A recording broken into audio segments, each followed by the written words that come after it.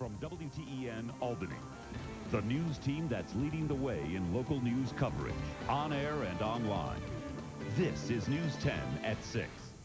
It may be a moot point, but the White House declares the Saddam Hussein regime is gone and lists its most wanted in the form of a deck of cards, the Ace of Spades, Saddam Hussein. Good evening, I'm Elisa Streeter. I'm Terry McSweeney. Cards very much like these are being given out to thousands of soldiers. The hope is they'll find the most wanted and bring them to justice. Some believe Saddam Hussein may have fled to his hometown city of Tikrit, the last major holdout.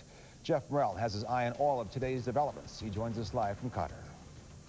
Tonight, Baghdad is under a curfew as U.S. troops try to impose some semblance of order on the Iraqi capital. Residents of Mosul, which fell today without a fight, say that city is descending into chaos as well. But Defense Secretary Donald Rumsfeld says this is all just the untidiness of newfound freedom. For thousands of Iraqis, liberation has been a license to loot. As soon as Saddam's soldiers surrendered in Mosul, the free-for-all began. Residents of Iraq's largest northern city are helping themselves to anything and everything. No place, it seems, is off limits. Not hospitals, not the university, and certainly not the central bank. The few dozen U.S. Special Operations Forces in Mosul can't possibly maintain order in a city of 600,000 people. We do feel an obligation to assist in providing security, and the coalition forces are doing that. They're patrolling in various cities. Where they see looting, they're stopping it. Still, the chaos continues in Baghdad. The planning ministry was set afire, looters remain out in force, and now there are reports of lynchings. One U.S. official told ABC News, "What you are seeing is necessary cleansing. Some scores need to be settled." That official says U.S. forces are now practicing revenge management. At no point do we see really becoming a police force. What we see is taking actions that are necessary to create conditions of stability. U.S. forces have instituted a nighttime curfew in the Iraqi capital, and they are asking civil servants to come back to work and help restore law and order. But their first obligation is to win the war. Large parts of Baghdad are still not in coalition control. Saddam Hussein's hometown of Tikrit hasn't yet toppled, and 55 regime leaders must be hunted down. To help identify the most wanted, the military is providing troops with a special deck of playing cards. Saddam Hussein is the Ace of Spades. Your deck of 55 most wanted, does that include the former information minister? Because every pack needs a joker. Well, there are jokers in this deck. There's no doubt about that. All joking aside, while visiting troops in Afghanistan, General Tommy Franks was asked the status of Saddam and his henchmen. Well, they're either dead or they're running like hell.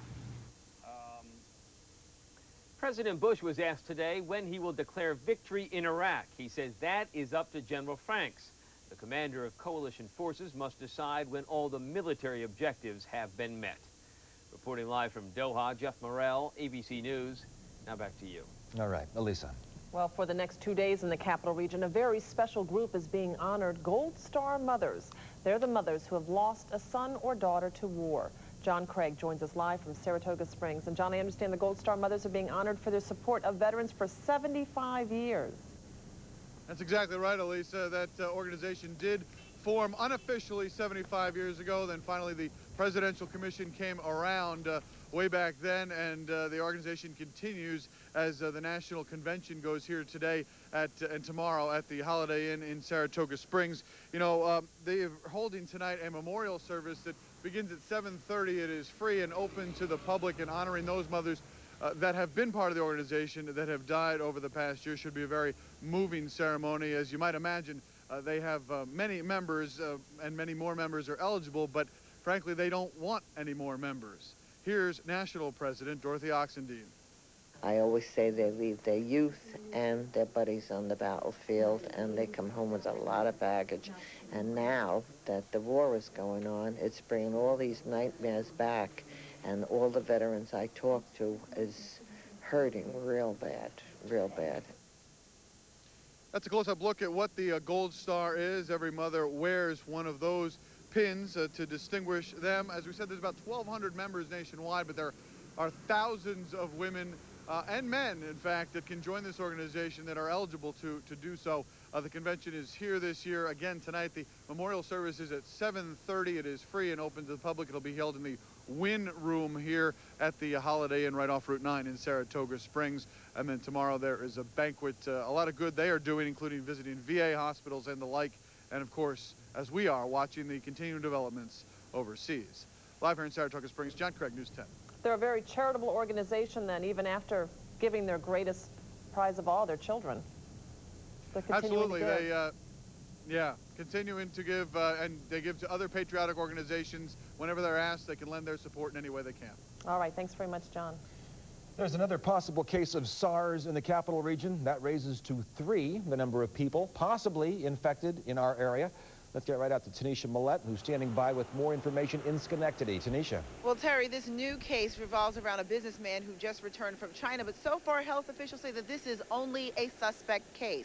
Now, the Schenectady County Health Commissioner says the man in his 40s came to Ellis Hospital showing symptoms that met the case definition for SARS. He returned home over the weekend following a business trip to Shanghai. Now, the commissioner says over the weekend he felt fine, but around Monday or Tuesday came down with a fever and a slight cough. The man has not been hospitalized, but is being watched closely for the next 10 days. The guidance from the CDC, endorsed by the State Health Department, is that if someone meets the criteria as a suspect case, then they need to be confined for a period of 10 days following the resolution of their symptoms. Now, this gentleman isn't very ill, and his symptoms are close to, if not fully resolved at the moment, but he still needs to remain confined. Now, let me just give you something to give you some perspective. There's 3 levels of this. The suspect case, which is what the signs that the gentleman is showing. Then there's the clinically confirmed case, which means that some of his symptoms are starting to get worse. And clinically, they represent what SARS looks like. The last level is laboratory confirmed case, and that's, of course, when laboratory tests confirm that an individual indeed has SARS. Right now, again, he is a suspect case, and he is not believed to be any threat to anyone in the area. Reporting to you live in Schenectady, Tanisha Mallett, News 10. All right, Tanisha, thanks very much.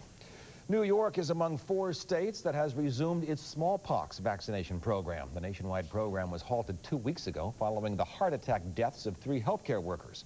The state health department aims to immunize up to 16,000 healthcare workers. Well, up next, remembering sailors from wars past. It's National Submarine Day, the time to remember those who lost their lives while in service to their country. A special report coming up next. Terry McSweeney, Elisa Streeter, Chief Meteorologist Steve Caporizzo, and Dan Murphy with sports. News 10 at 6 continues. You may not realize it, but today is National Submarine Day. Today marks the 103rd anniversary of submarines in the U.S. Navy. Reporter Dan Levy joins us to fill us in on today's local tribute to the Silent Service. Dan. Terry, when it comes to paying tribute to the so-called Silent Service, there's plenty that none of us should ever be silent about. USS S-36. The ceremonial tolling of the boats commemorates 72 lost submarines and 4,000 American sailors who made the ultimate sacrifice. There are no cemeteries and no battlefield monuments to mark the spot where these heroes fell. 6 men lost. There's only the vastness of the sea, the tolling of the bell, and the memories of shipmates. There are also memories of loved ones. Felicia Persico is the widow of submariner Dan Persico. I always said his first love was the Navy. He loved the Navy ever since he was a kid. He was boats and all. And I'm his second love. Jim Irwin served on board the USS Theodore Roosevelt, which ran aground in Scotland in 1968. I don't know anybody that was lost personally, but just to know how they is just very, the ceremony means a lot. It's just very heartwarming that we can do something like this for our brothers. If we ask a question, what did the veterans provide for us in the world? The simple answer is everything.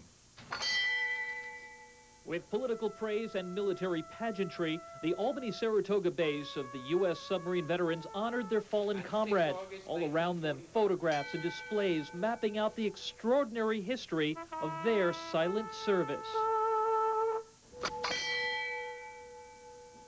And to illustrate their proficiency, consider that only 2% of the U.S. Navy personnel served on board submarines during World War II, but those submarines inflicted roughly 55% of the damage to the Japanese fleet.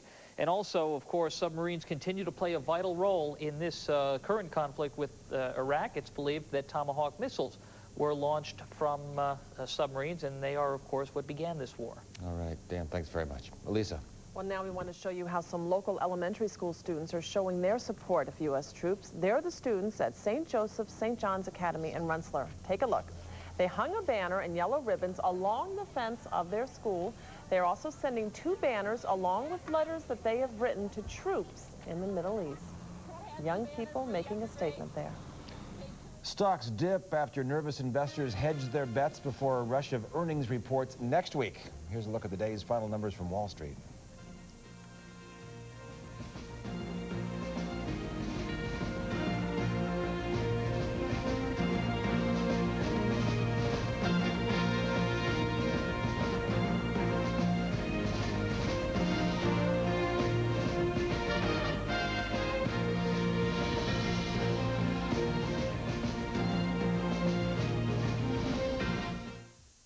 The word we haven't heard around here in a while. Would you say it for us one time, Steve? 70 degrees. It's a beautiful thing to hear. But not till next week. You know, if we don't hit 70, it's going to be in the high 60s, so it's going to be nice next week. You can't back off now. Well, you know, we said 70. We're going to be pretty close to that, I think, by Tuesday and Wednesday of next week. Before we get to the weekend forecast, I got this great email and this great picture. Take a look at this, guys. You're going to love it. Is this a neat picture? Kevin Kister from Clarksville. And he's, you know, he was watching the deer come up to the window with the cat sitting on the sill. Every time the cat would wag its tail, the deer was more curious and would get closer and closer to the glass. Is that the neatest picture? Kevin, thanks so very much. I think that is wonderful. All right, everybody, let's check the forecast first. 8 p.m. tonight, cloudy, maybe a sprinkle or two, but not much rain, 44. Showers increasing around midnight and shortly thereafter. And by 7 a.m., lingering showers in 38 degrees. Right now, 48, it's cloudy. Again, some sprinkles in parts of the area, mainly off to our north. A light north wind at 9 miles per hour, not a lot of rain today. High 48, low 33, record high 82, record low 20, dates back to 1874. All right, let's check our temperatures. From our weather watcher buddies out there tonight, it's cloudy, it's damp, it's in the low 40s just about everywhere. Cherry Valley to Galway, Grafton at 41, Jack Evans in Sunderland, Vermont, 41, low 40s in Dalton, though Beckett at 36. Alperique and Hudson, 40 tonight, and Ancrum in Southern Columbia County at 41. We have a storm system, and again, this is a pretty complex storm. Good thing this is not the middle of the winter. We'd be getting dumped on with snow. Big circulation throwing back moisture off the Atlantic Ocean. And we have 2 installments of rain. Here's that first batch of rain moving through, even some thunderstorms off the New England coast. And more rain down the coast. This is Chesapeake Bay in Virginia. So this next slug of rain will get close to us late tonight, but it looks like most of that should stay just to our east as this storm tracks east-northeast tomorrow. And behind it, some absolutely wonderful weather for a change. How many times have I come on the news and said, it looks bad, it looks cold, it looks like snow and ice? 400. 400 times. You know, Terry, I think that's an understatement this winter. The key is that things for a change are moving west to east, not coming down from the northwest, and that's the reason why this warmer weather is heading eastward. So the storm tomorrow, southeast of Cape Cod, a rainy day at Boston tomorrow. We should see improving weather here mid to late morning. In fact, I think we'll have some sunshine tomorrow afternoon. Temperatures actually not bad for this time of year, low 50s, close to normal. And Sunday, this high pressure noses down over us, and this will be a fairly significant high. And as it extends down across us, light winds, temperatures will be in the low to mid 50s Sunday. And what will eventually happen, as this high continues to push down the coast, we're going to see a change in the weather pattern on the long range. So this is for next Monday through Wednesday, a high over North Carolina, southwest wind, and a big warm-up across the upper Midwest, Great Lakes, and here into New York and New England. Patience, patience, patience, patience, patience. All right, tonight, cloudy. A few more showers moving in, 35 to 40 degrees. Tomorrow will start out cloudy. Could be a couple of showers around, especially Albany eastward. Then some afternoon sun, highs 50 to 55. Mostly clear, 25 to 30 tomorrow night. And for Sunday, Travis, Sunday, mostly sunny and seasonable, 50 to 55. Of course, I'm the guilty one. I checked it. Southern Vermont and the Berkshires, showers tonight, 33 to 38. And for tomorrow, morning showers. By afternoon, some breaks of sun, 47 to 52. Here's your 7-day forecast. Around 60 on Monday. Could be a sprinkle or two, but not bad. 70 on Tuesday, partly sunny. And Wednesday, 68, dry weather. Next chance of showers. Significant rain might not be until Thursday of next week. But 70s not out of the question Tuesday and Wednesday. That'll be something. It's been a while. Getting a scratchy throat right now. Yeah, I think you'll be calling in sick that day. We'll Steve, see. Thanks a lot. Well, the rain let up in Augusta, allowing the first and second rounds of the Masters to be played. Murph will have an update when we come back. And he'll preview tonight's Albany Conquest home opener. News 10 returns in a moment with the Capital Region's best sports coverage.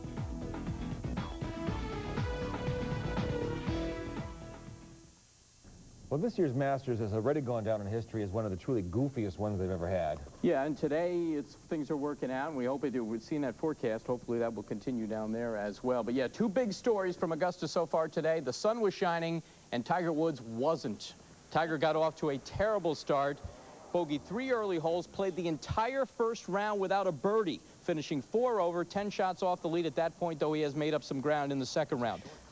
Lead all day held by this guy, Darren Clark, fired a 66 opening round. Clark's been close to majors in the past. This could be his year. One of the comers, Mike Weir, only 1 shot off the pace midway through the second round. And Phil Mickelson birdied 4 of the first 5 holes of his second round. He is only 2 shots back. They're still playing. They plan on playing until about 7:15, 7:30 until it gets dark down there. So complete second round tomorrow because they won't get finished tonight. They'll make the cut tomorrow morning, then proceed with round 3 tomorrow, weather permitting. Tonight at 11, we'll have a complete wrap for you. A little over an hour at the Pepsi Arena, the Albany Conquest will play their home opener. Now, this will also be round 2 of their season opening bout with the Richmond Speed. The Conquest won last week, but last year, Richmond came to Albany and knocked off the Conquest in a game filled with personal fouls and fights. And the Speed not at all pleased about blowing the lead in the final seconds last Saturday. In fact, Speed coach Richard Davis said during the week that he couldn't wait to play the Conquest again. Be careful what you wish for. I really thought that we played sloppy. And in certain areas, I don't feel like a week and a short week for them is long enough for them to get better in areas that we played well. I do believe that we'll still dominate them up front. We went down there and pulled one out again. We're fortunate to get out of there with victory. Defense stepped up when they could. So we just got to execute as a team, as a whole, a lot better, and I think we'll be fine this week. Don't worry, that wasn't the anthem to start the game. You still have time to go down. Kickoff at 7:30. Complete wrap-up for you at 11. Also tonight, NHL playoffs continue, including Game 2 of the Devils-Bruins series. The Mets and Expos playing in Puerto Rico, and the Yanks open a series with the Devil Rays. Pedro Martinez and the Red Sox rained out this afternoon at Fenway. They'll play a day-night doubleheader with the Orioles tomorrow. Buffalo was hoping to land this card, but it appears that the Meadowlands will be the host for Mike Tyson's next bout, provided he can get a license to fight in the state of New Jersey. The card tentatively set for June 21st. Tyson would meet yet-to-be-named opponent on the undercard, and then the main bout would feature heavyweight champs Lennox Lewis, so tickets to that one, of course, would go quickly. Some sad news to report from the NFL. John Butler, general manager of the San Diego Chargers, has died at the age of 56. Butler, of course, best remembered for the years he spent as GM of the Buffalo Bills. He was part of that front office that put together those Bills teams that made it to 4 straight Super Bowls, so that is very sad. John Butler dead at the age of 56. Mark your calendars, folks. The 4th annual 24-hour race for kids at the NASCAR Silicon Motor Speedway at Crossgates Mall is coming up. In fact, 2 weeks from today, we will kick things off at 5 o'clock and go right through until 5 o'clock on Saturday. Of course, all the proceeds go to the Children's Hospital at Albany Med. We want to break records this year for the amount of drivers and the amount of money raised. So please come on out and challenge me to a race. And speaking of racing, Jeff Gordon wrapped up the poll today for Sunday's Virginia 500. All right, Murph. All right, we'll recap the top stories of the day next. News 10 is sponsored by Geico Direct. local, national, and world news update. It's News 10's Rush Hour Recap for viewers just getting home. Breaking news into the News 10 newsroom. A man in his mid-50s has committed suicide in front of the Canajoharie Police Department. Police are not releasing his name at this point, but they do say that the man had not been arrested and was not in the police station before shooting himself. Baghdad remains a city of fires, looting, and death, with some residents blockading their streets and carrying guns in an attempt to stop looters. Hundreds of Baghdad residents have been killed and thousands injured. The city of 5 million has been without power for more than a week. Packs of playing cards distributed by the U.S. military feature 55 of the most wanted officials of the toppled Iraqi regime. Saddam Hussein is the top card on the decks being dealt to thousands of U.S. troops in the field. There is a possible case of SARS in Schenectady County. Public health services are investigating right now. The victim is in good condition and not hospitalized. It is the third suspected SARS case in the Capital District, the first two coming from Rensselaer County. While rainy weather is wreaking havoc with upstate New York's cash crop farmers this spring, it's made the fields too muddy to prepare for spring planting, which many farmers aim to complete by mid-May. On the other hand, the cooler temperatures have kept area fruit trees from budding, and that's a good thing for the apple growers. Terry. Thanks, Elisa. Stay with News 10 and ABC News throughout the evening for the very latest on the war with Iraq. And tonight at 11, we'll have more on a ceremony tonight held by mothers who lost sons or daughters in war. Gold Star mothers holding a memorial for their loved ones. And I know that we had a chance to meet some of the Gold Star mothers at the, I believe it was the Christmas tree lighting at the Empire State Plaza earlier this year. Yeah. It was fantastic. Yeah, that's great. All right, World News Tonight with Peter Jennings is next. We hope you'll join us again at 11. Good night. Good night.